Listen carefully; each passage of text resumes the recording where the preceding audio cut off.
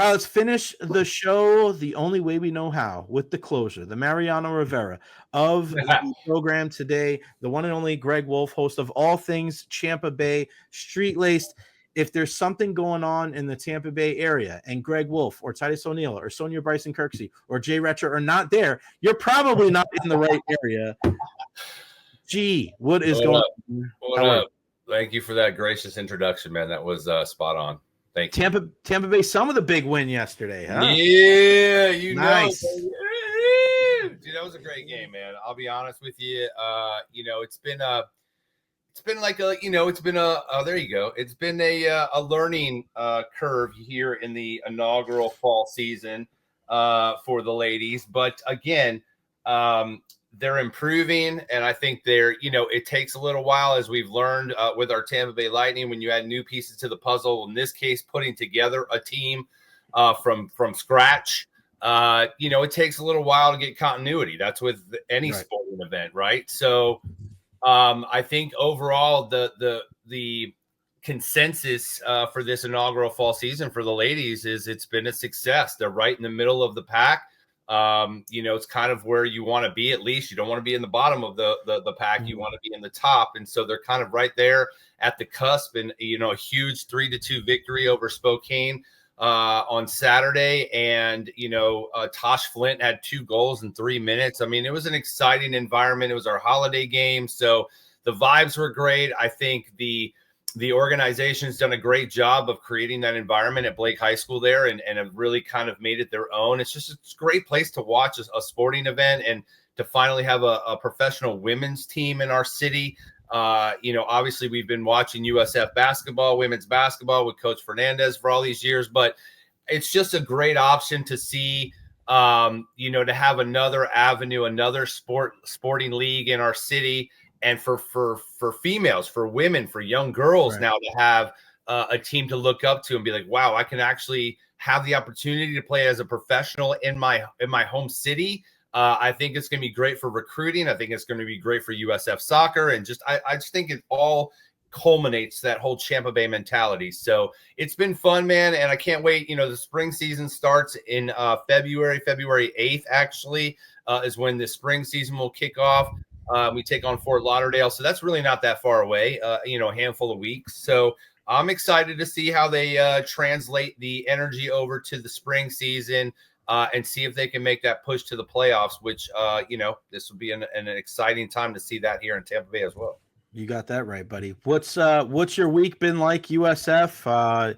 You got the Tampa Bay Sun. It's a little bit of everything, man. Man. All moment in the life of Greg Wolf. It is. It's been pretty awesome to have basketball overlapping football, overlapping soccer, overlapping hockey. It's absolutely been a first. The men's basketball squad. I think again. It's been a roller coaster of a season already, the emotions, the highs, the lows, but I think more so the highs. I feel like the USF men's basketball team under Coach Ben Fletcher, I think the boys have rallied. I think they're still learning themselves, but to see the moments of brilliance that they've had so far this season, competing with some of the best teams in the country, obviously falling a little short in some of those games, but it's progression. And obviously you want to get better as the season goes on, and I feel like they're getting better. It's great to see that we finally have some big men in the paint, which has always been, I feel like, our Achilles heel. We've always had perimeter shooters and guys that can do the damn thing, but it's just really amazing to see what AAR laid as a foundation and that these boys have rallied around the situation. And I think they're only going to get better as the season progresses. Same thing with the women. They've had tough battles. South Carolina, third best team in the country, but they held their own last night. Like they never gave up. That's the one thing I will say about our USF squads. They never give up and they have heart. So we're still in the very early stages of both of those seasons. So still a lot of basketball left to play. But we do have some games coming up. I know we actually have a game on New Year's Eve, like the New Year's Eve day, and then we have a game on New Year's Day as well. Street Lace, we're highly involved with the Gasparilla Bowl coming up this week. Huge battle between the Florida Gators and Tulane at Raymond James Stadium. Shouts to Scott Glazier and Jennifer Wagner and the whole crew. putting on another great bowl event in our city. I'll be hosting that. Actually, I'll be hosting a couple different things leading up to Gasparilla Bowl. We have a pep rally that's going to be happening on Thursday prior to the Lightning game, right across the street at the Sail Pavilion. That's kind of like, the battle of the bands, the cheer squads, just kind of really to get the teams and the fans hyped up for the game that's happening on Friday. So I'll be over at Sail Pavilion around 4 o'clock on Thursday for that pep rally over there, and then heading over to Lightning Hockey. My buddy DJ MC White, he'll be DJing the game as well.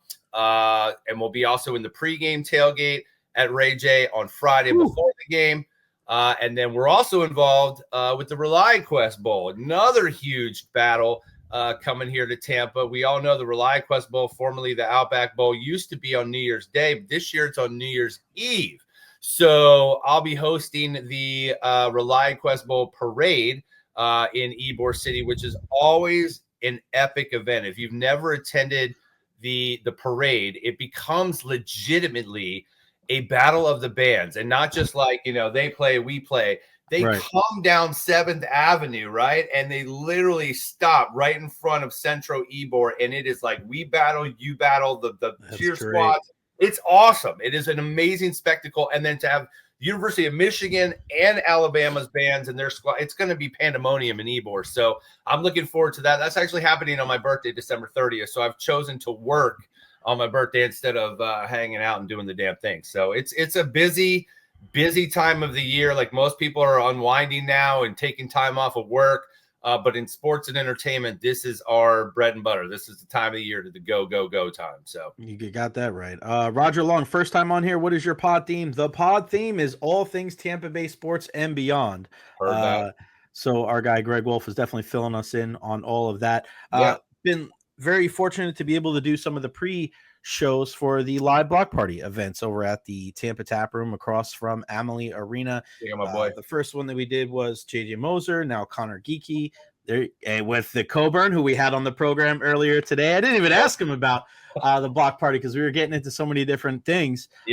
What is it like been working with Kobe doing the block party, but especially the live ones with the live studio audience and getting to know some of these new bolts? Yeah, it's been exceptional. I would say, that's the one thing that I felt as the host of the Lightning. That's the one thing I felt was missing in all of the years I've been with the team now in my 18th season, was the connection to the players, right? Because my job has always been to engage with the fans and be the voice of our fans and do all the stuff in the arena and watch parties and all of that stuff. But it's all fan engagement, right? It's not really with the team because the guys are on the ice when I'm doing my job. So I've never really had that engagement with our players, our coaches, and our staff like that. So when the opportunity came to take over the block party with Kobe, I was beyond excited about it, to really now finally have that chance to be able to finally get to know these players on a personal level. And so I've taken it seriously, and I've been fascinated by the stories, the backstories of how these guys got from their journey as kids to the NHL level. And it's been there's been amazing stories that we've learned, some really funny ones, some really disgusting ones. But it's been very entertaining, to say the least. And Kobe is a consummate professional. I think we've seen his development off the ice now, doing stuff with the Lightning organization, doing stuff with FanDuel Sports, formerly Bally, with Paul Kennedy, and he's filling in on broadcast, and he's doing radio now as well in the play-by-play. So he has taken it upon himself to better his vernacular and better his broadcast abilities and skills. And it's been awesome to watch, man. He's really a student. He's always trying to educate himself and better himself. And what can I do, to make, himself more intelligent? I mean, the dude is really, really smart, and he's been fun to work with. I think we really have been having a good time. I think we're getting better too. Obviously, it takes a little while, as you know, Jay, when you have a cohort, a co-host, those timing elements of when I'm going to pick it up and when I'm going to chime in, and again, working over time and getting the continuity with somebody like that, it takes time. But I think we've kind of got it down now. We're really rounding into our third season. And doing the live shows, like you said, that was an element I think that was missing with the show. And with having a great partner like Highlight now giving us the opportunity to use the tap room and have those intimate conversations, I think our fans have absolutely been loving it to the point where as soon as they put the announcement out that the Block Party Live tickets goes on sale, like they sell out like immediately because people want to be in the room and be able to talk to their players and see them in that off the ice kind of environment. So Connor Geeky was exceptional. He's been the most recent live show. We do one every single month. But I think he surprised a lot of people with how open and candid he was and how funny his personality. I really can see Connor Geeky being here for a really long time. I mean, the kid is really making an impression with our fan base. Yeah, and he's playing freaking awesome on the ice as well. He's a guy that plays like wise beyond his years. Who is one guy that you haven't gotten a chance to interview yet that you would like to? There's actually a few, and they're on the list for the Block Party. I personally, I know we've had a few guys that have been, back-to-backers and seasons that have been on. I have yet to sit down with Sorelli. I've yet to sit down with Chernak. I've yet to sit down with McDonough. Yet to sit down with Vazzy, Lilleberg. We've obviously got a lot of the new guys on this season. I can't really give away who's going to be on the show this coming Wednesday, but he's one of the names that hasn't been on the show and I did not name, so you can kind of maybe figure that one out. Wow, Kucherov, awesome. So, I mean, okay, can I put this out there? Okay, please, let's talk about Kucherov. Let's do it. Let's do it. So trust me, fans, all right? We have heard your requests for years now to get Kucherov on the show, and we all know he is the least engaged when it comes to media and comes to interviews because that's just not right. That's just not in his nature, right? We saw the real Cooch, though, during the Stanley Cup celebration, right? The #1 bullshit. Like, we saw it all. We saw the Bud Light. We saw it. And that, I think, is what has enamored our fan base is we want to see more and hear from that Cooch, right? And so the only way that it's going to happen, I'm just going to be real with you. Kobe and I have talked, trust me, Breezeman, we've all talked about it. And Kobe, being the former teammate, has to be the one that kind of guides that conversation, #1. But #2, he's the one that's got to make that sell. And he has talked to Kucherov, and Kucherov told him before this season even began was, and I will quote, "When we win cup, I come on show." Okay, now, fair enough. We need to win the cup, right? Right. The Bud Lights. And you also need a bunch of these too. Right. Buddy. So I'll be honest. Right. I agree. Right. But I honestly was like, listen, I don't think that interview, if and when it does happen, should be the standard podcast interview. No. Right. It needs to be in Kucherov's environment, whether that means we do it at his house on his couch where he's in his comfort zone, or do we get out on a boat with Captain Mike and it's him and Vazzy and myself and Kobe and we're just out to go fishing and there happens to be a conversation that takes place during all of that. We've got Mikey and Gabe out there with camera. Like, it's going to have to be one of those kind of situations, I think, for him to come on the show. And that's cool. We respect, who Kucherov is as a player. When he is so laser focused on his season and his game to where he is not deviating from that to the point where we're like, well, let's get him before the season starts, right? No, if he's already in training camp mode or he's already, there's no before the season for Cooch. There's not. Jay, you nailed it. He is constantly 24/7 in season mode. And even when the off season happened, why do you think guys like Nick Paul, these guys stayed back and didn't travel last summer? They stayed here to stay on the ice and work with Kucherov. And I think that speaks volumes to how much respect he has, but how much of a player, how amazing of a player he is. It speaks volumes. So we respect it. Trust me, fans, we have tried and we will continue to try. And I'm never going to say it's not going to happen. Let's win the cup and make it impossible for him to say no. Let's just say that. Greg, if you could interview a person again that you've already interviewed in your entire career, who would it be and why? Like A hockey player or just like anybody? Any person that you've already interviewed once, you've already hung out with once, celebrity style. Who would that one person be? Holy crap, that's a tough question, dude. It's a great question. This is what happens on the Jay Recher podcast, bro. Wow. Because we're going back to the hip hop days, going sports days. Dude. Like, man, I will say the one person I would probably like to talk to again, because this is the one time I remember being starstruck, and it was over a phone line. It wasn't even like in person. Was Janet Jackson. And It was just, yeah. So Janet was on the phone in an interview with Allie, that girl who came on before me when I was on Wild. She was the midday girl. I was the night show.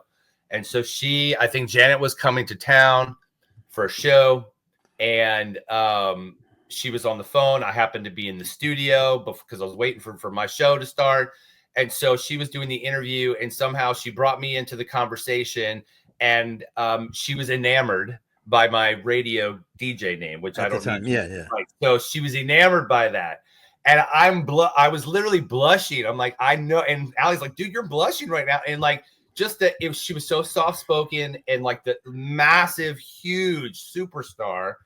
And it was just this genuine reaction, conversation that I wish it could have continued. And it never did. And that was the end of it. And that was the end of that. So I know that probably surprises a lot of people. But no, it's a great answer. I would love to sit down and have a one-on-one conversation with Janet Jackson, just because I think now, looking back at all of the stuff she's been through her whole life, her brother, everything, she would be an exceptional interview. Now, if you want to go sports athletes, I'll be honest with you, one of the best conversations I've had, it was also on the block party with Kobe, was with Stammer.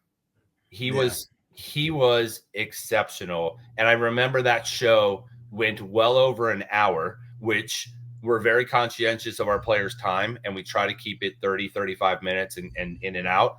But the fact that he was so candid and open about everything, and, I wanted to know personal things about how much pressure we put on him with the Scene Stamkos campaign. And, because I was such a part of that, it just was, it felt like a more personal conversation that I was having with him, knowing that everybody else was having the conversation, right. But it was just so good. And he's such a good person. And just, that was one, I would love to sit down with him again for sure, and just chat more, because again, I think everything he's been through, and he would just be another person that I would love to sit down and talk to more.